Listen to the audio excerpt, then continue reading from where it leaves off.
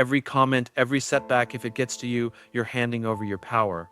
Unshakable people don't have fewer problems, they control their reactions. Imagine life without overthinking or emotional outbursts, just total control. In this video, you'll learn how to train your mind to act unbothered, so your emotions never trap you again. Master this, and no one will ever control you. 1. The power of selective indifference. Most people operate on autopilot, reacting to every stimulus like puppets on emotional strings. The secret? Selective indifference, the conscious choice to determine what deserves your mental energy. When you master this, you'll notice 90% of what people say and do has nothing to do with you. That coworker's snide remark, your cousin's backhanded compliment, the stranger's judgmental glance, these are projections of their own insecurities, not reflections of your worth. The strongest individuals practice emotional triage. They ask, will this matter in 5 days, 5 weeks, 5 years? Most things fail this test. Develop your mental filter, let trivialities pass through you like wind through a screen door. This isn't suppression, it's strategic prioritization of your mental real estate. The ancient Stoics called this the dichotomy of control, focusing only on what you can influence. When you stop giving mental space to the inconsequential, you reclaim tremendous psychological bandwidth for what truly matters. Practice this daily. When triggered, pause, breathe, ask, does this serve me? If not, release it. This simple habit, repeated, rewires your brain's response pathways. Over time, you'll develop what Navy SEALs call cognitive dominance, the ability to remain composed when others lose their minds. The payoff: unshakable confidence that comes from knowing no external event can dictate your internal state without your permission. 2. Emotional detachment is a superpower. Emotional detachment isn't emotional absence, it's emotional sovereignty. Most people confuse the two.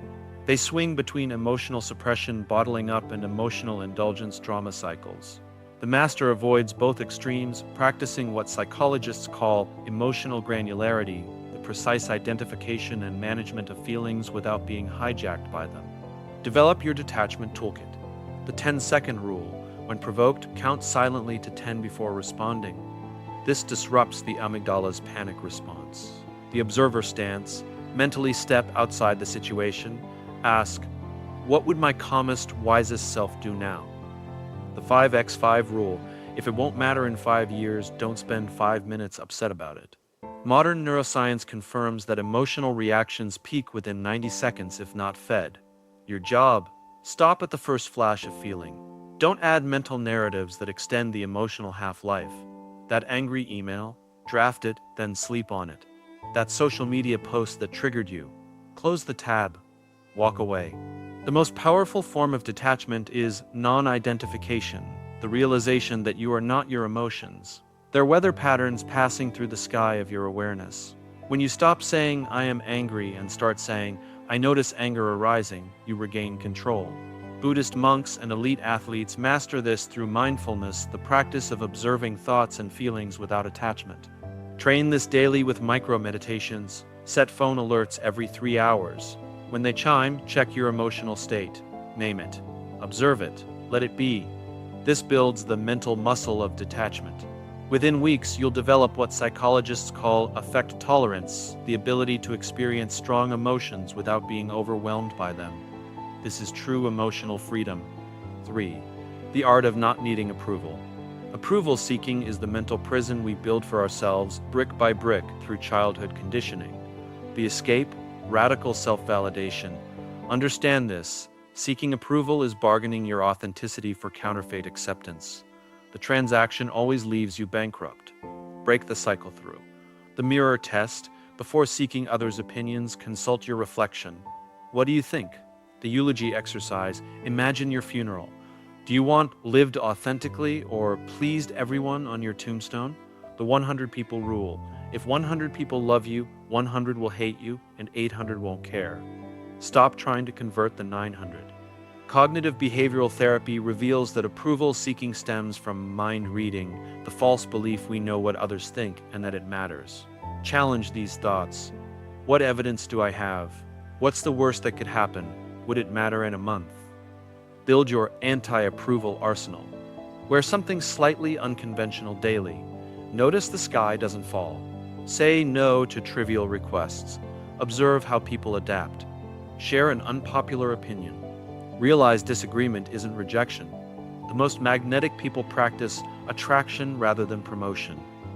They don't chase approval, they embody qualities that naturally draw respect. Like a lighthouse, they stand firm. Ships people choose whether to sail toward them.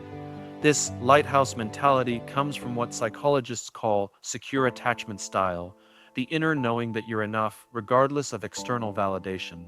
Develop this through daily authenticity drills. At meetings, voice one genuine opinion you'd normally suppress.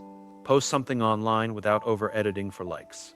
Have one conversation daily where you focus 100% on being authentic rather than impressive. Over time, you'll rewire your brain's approval addiction pathways. The result? What psychologists term differentiated selfhood, the ability to stay connected to others without compromising your core. This is the foundation of true confidence. 4. Criticism is just noise. Criticism is either sandpaper or a wrecking ball. It either smooths your edges or destroys your foundation. The difference lies in your filtering system. Most people have dysfunctional filters. They either reject all criticism arrogance or accept all insecurity. The master deploys a precision filtration system. Build your 4-layer filter. Source evaluation. Is this person qualified to critique this area of my life? A dentist's opinion on dentistry matters. Their views on your marriage don't. Intent analysis. Is this meant to build me constructive or break me destructive? The former comes with specifics. The latter trades in generalizations. Pattern recognition. Is this a one-off comment or a recurring theme? One person's "you're arrogant" is noise. 5 people's is a signal. Emotional temperature. Am I reacting to the message or the delivery? Ugly packaging can hide valuable content. The Stoic practice of the inner citadel teaches that no criticism can penetrate your core unless you grant it entry. Visualize your psyche as a fortress. Before allowing any critique past the gates, your mental sentries, the filters above, must vet it. Develop criticism immunity through the 24-hour rule. Never immediately respond to criticism. Sleep on it. The 10% principle. Assume only 10% of any critique is valid. Your job is to find it. The chess master mindset. Even harsh critics might reveal a move you missed. Psychological research shows that high performers use cognitive reappraisal. They reframe criticism as free coaching. When a critique stings, ask, what if this is a gift in ugly wrapping? The most cutting feedback often contains your greatest growth opportunities if you can stomach the unpacking.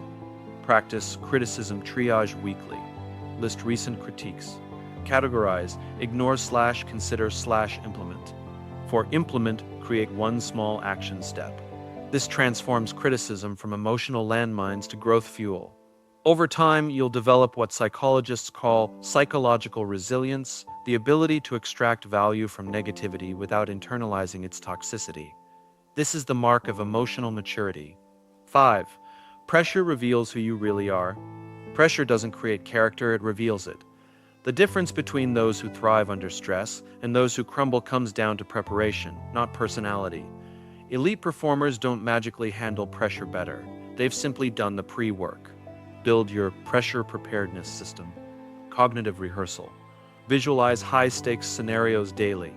Neuroscientific research shows mental rehearsal activates the same neural pathways as physical practice. Imagine worst-case scenarios and your calm response. This builds stress inoculation. Physical anchors. Master tactical breathing 4-4-4-4. Inhale 4 sec, hold 4, exhale 4, pause 4. Develop a pressure ritual, for example, straightening your tie, adjusting your posture to trigger calm. The 5-5-5 emergency protocol. When overwhelmed, name 5 things you see. Name 5 sounds you hear. Name 5 physical sensations. This grounds you in the present, short-circuiting panic. Military special forces use stress exposure training, gradually increasing challenges to expand comfort zones. Apply this. Week 1, take cold showers. Week 2, have difficult conversations you've avoided. Week 3, put yourself in mildly uncomfortable social situations.